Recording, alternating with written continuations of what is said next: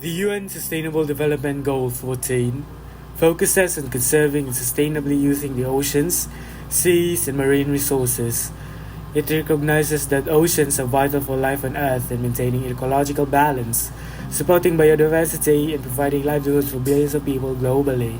This goal promotes responsible fishing practices to prevent overfishing and ensure the health of fish populations. Ways of minimizing pollutions from land-based sources, particularly plastic waste and chemicals, to protect marine environments, address the impacts of ocean acidification caused by increased carbon dioxide levels, which threaten marine biodiversity, particularly coral reefs and shellfish.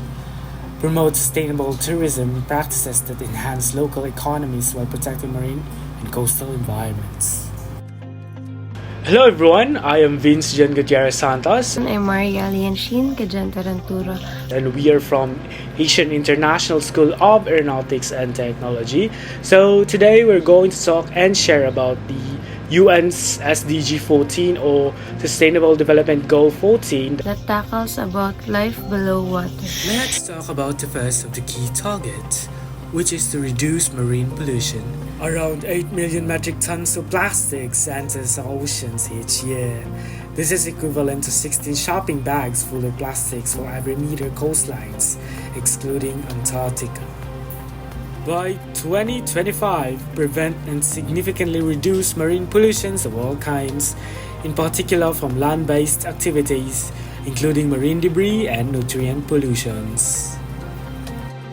The two indicators of 14.1 are Index of Coastal Eutrophication and Plastic Debris Density.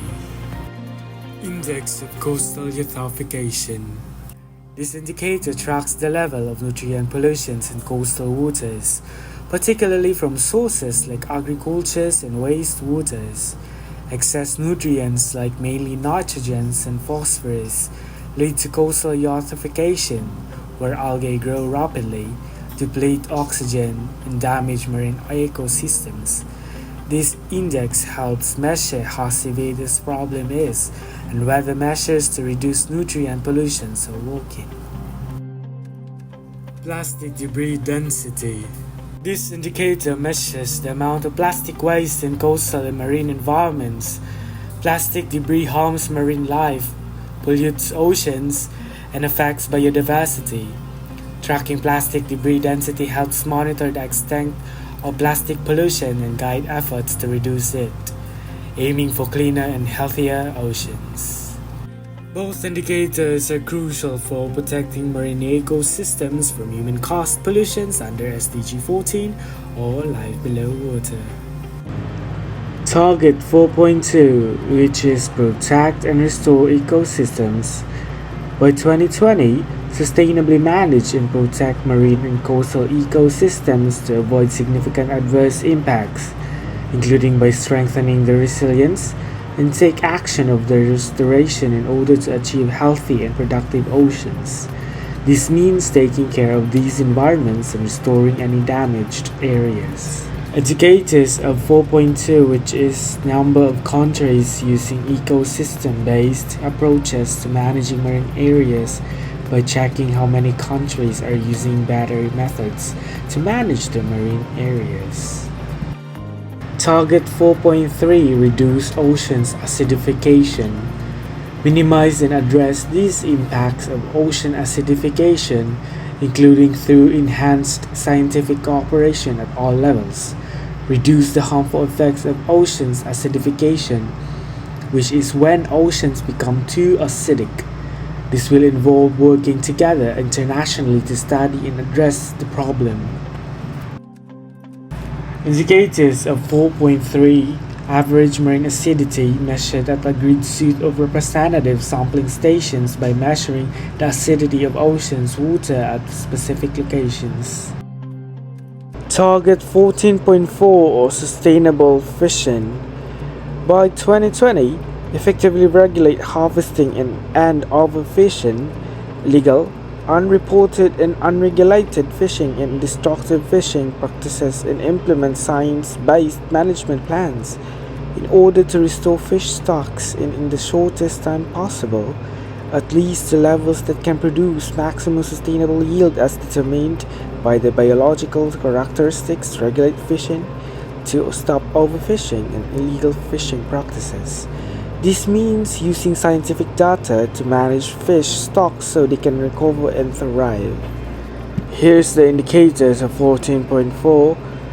Proportion of fish stocks within biologically sustainable levels by tracking what percentage of fish stocks are being fished sustainably. Target 14.5. Conserve coastal and marine areas. By 2020, conserve at least 10% of coastal and marine areas, consistent with national and international law and based on the best available scientific information.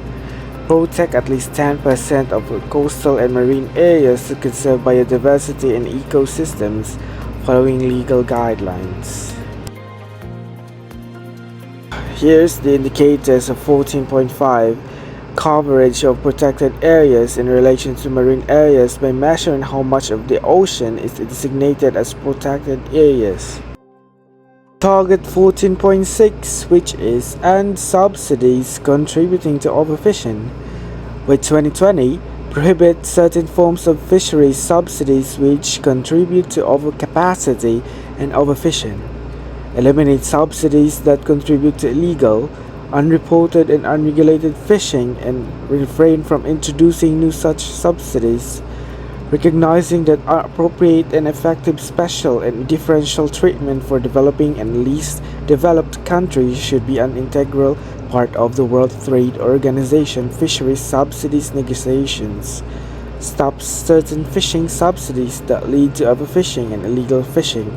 This includes not introducing new harmful subsidies. Here's the indicators of 14.6, which is degree of implementation of international instruments aiming to combat illegal, unreported and unregulated fishing by assessing how well countries are enforcing international rules against illegal fishing. Target 4.7, which is increase the economic benefits from sustainable use of marine resources. By 2030, increase the economic benefits to small island developing states and least developed countries from the sustainable use of marine resources, including through sustainable management of fisheries, aquatic culture, and tourism. Indicators 14.7. Sustainable fisheries as a proportion of GDP in small island developing states, least developed countries, and all countries by looking at how much sustainable fishing contributes to the economies of these countries. Target 14.A, which is increase scientific knowledge, research and technology for ocean health.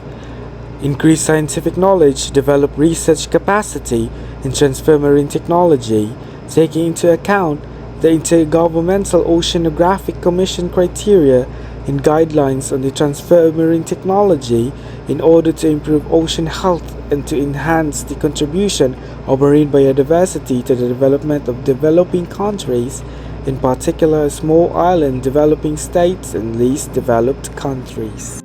Indicators of 14.A, which is boost scientific research and technology related to oceans to improve marine health, especially in developing countries by checking what portion of research budgets is spent on marine technology. Target 14.B. Support small-scale fishers. Provide access for small-scale artisanal fishers to marine resources and markets. Ensure small-scale fishers have access to marine resources and markets. This means recognizing and protecting the rights to fish and sell their catch. Indicators of 14.B. Degree of application of a legal, regulatory, policy, institutional framework which recognizes and protects access rights for small-scale fisheries by evaluating how well laws and policies support small-scale fisheries. Target 14.C. Implement and enforce international sea law. Enhance the conservation and sustainable use of oceans and their resources by implementing international law as reflected in the United Nations Conventions on the Law of the Sea, which provides the legal framework of the conservation and sustainable use of oceans and the resources. Indicators of 14.C, numbers of countries making progress in ratifying, accepting and implementing through legal, policy and institutional frameworks, ocean-related instruments that implement international law as reflected in the United Nations Conventions on the Law of the Sea, for the conservation and sustainable use of the oceans and the resources by tracking how many countries are adopting and enforcing these laws and agreements. That's all the targets from SDG or Sustainable Development Goal 14. And now let's take a deeper, closer look at examples from Philippine initiatives. The Philippines, with its rich marine biodiversity and extensive coastal areas, has implemented several initiatives to support SDG 14. Here are some notable examples. Marine protected areas. The Philippines has established numerous MPAs to conserve marine biodiversity. The Tubataha Reefs Natural Park is a UNESCO World Heritage Site known for its rich marine life and successful conservation efforts. MPAs like Tubataha Reefs help preserve unique marine life and habitats. By protecting these areas, we ensure that fish populations can thrive, which benefits both nature and local communities that rely on fishing. Community-based coastal resource management. Programs like the Coastal Resource Management Project, or CRMP, engage local communities in sustainable fisheries management, helping restore fish population and improve livelihood through responsible practices. Programs like the Coastal Resource Management Project involve local people in managing their own fishing resources. These approaches help restore fish stocks and support local economies, making communities more resilient. Mangrove rehabilitation. Initiatives such as Buhayin ang Mangrove focus on reforesting mangrove areas, crucial for coastal protection and biodiversity. Communities are involved in planting and nurturing mangroves. Mangroves protect coastlines from storms and provide habitats for many marine species. Initiatives to plant and restore mangroves engage communities and improve coastal health, making them vital for both the environment and livelihoods. Sustainable tourism initiatives. The Responsible Tourism campaign in regions like Palawan promotes sustainable tourism practices that protect marine environments while benefiting local communities economically. Promoting responsible tourism helps protect marine environments while providing income to local communities. This way, tourism supports conservation efforts instead of harming them. Fisheries management plans. Local government units are implementing science-based fisheries management plans, such as the Municipal Fisheries Ordinance, which regulates fishing practices and protects critical habitats. These plans use scientific data to manage fish populations, ensuring that the fishing is sustainable. By preventing overfishing, these plans help restore and maintain fish stocks for future generations. Plastic waste management programs. The Clean Seas campaign aims to reduce plastic pollution in ocean through educational campaigns and partnerships with local businesses to promote waste reduction. The Clean Seas campaign focuses on reducing plastic pollution in oceans, which is crucial for protecting marine life. These programs encourage communities and businesses to adopt practices that minimize waste. Ateneo de Manila University's commitment to water discharge guidelines and standards. Ateneo de Manila University has established comprehensive water discharge guidelines and standards to ensure that wastewater management practices do not harm local water bodies.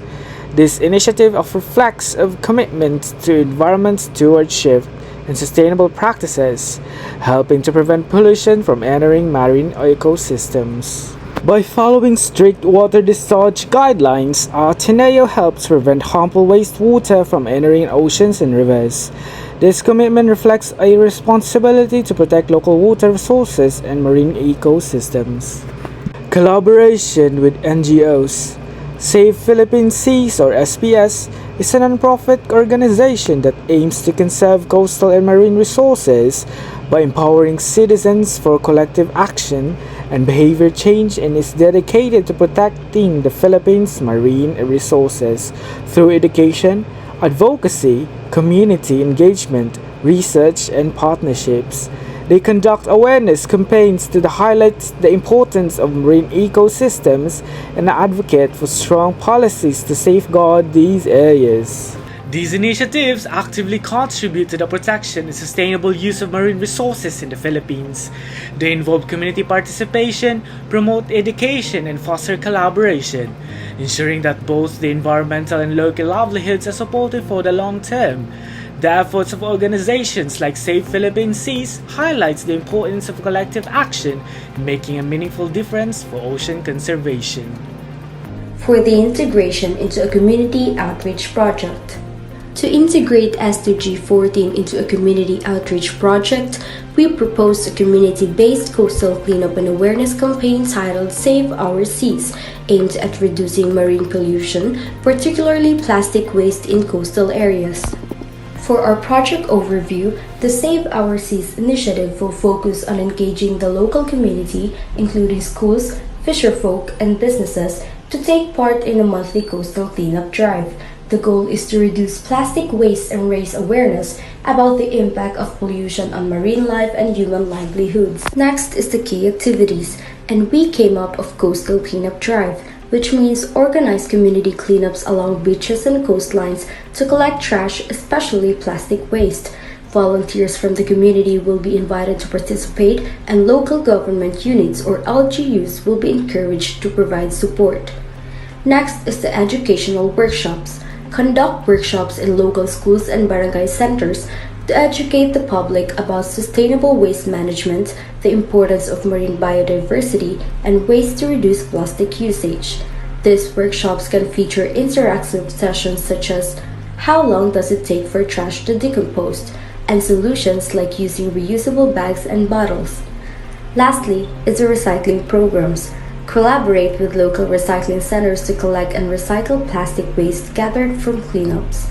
This can also involve promoting recycling at home by distributing bins and guides on proper waste segregation. Up next is engaging the youth. Involve the youth by creating a Marine Ambassadors program where students can act as champions of marine conservation in their schools and communities. They will be trained to lead cleanups and awareness campaigns. By empowering young leaders, we create a long-term impact that extends beyond the project's timeline. Now we have sustainable fishing workshops. Work with local fisherfolk to promote sustainable fishing practices. The project can collaborate with organizations like the Bureau of Fisheries and Aquatic Resources, or BFAR, and local NGOs to offer training on responsible fishing, protecting marine ecosystems, and how to avoid overfishing. The fifth one is the social media and local awareness campaign. To maximize the impact, a social media campaign called #SaveOurSeasPH will be launched to spread the message online. Locally, posters and banners can be placed in community centers, schools, and near the coastlines to remind people of the importance of keeping our oceans clean and preserving marine life. And lastly, the long-term impact. The project can have a long-lasting impact by the following. First is engaging people to reduce their use of single-use plastics. Second, strengthening the community's connection to marine conservation. The third one is reducing plastic pollution in the oceans, which helps protect marine species and ensures sustainable livelihoods for fishing communities. This community outreach project aligns directly with SDG 14's targets of reducing marine pollution and ensuring the sustainable use of marine resources. By empowering local communities to take responsibility for their coastal environment, we can contribute to the global goal of life below water.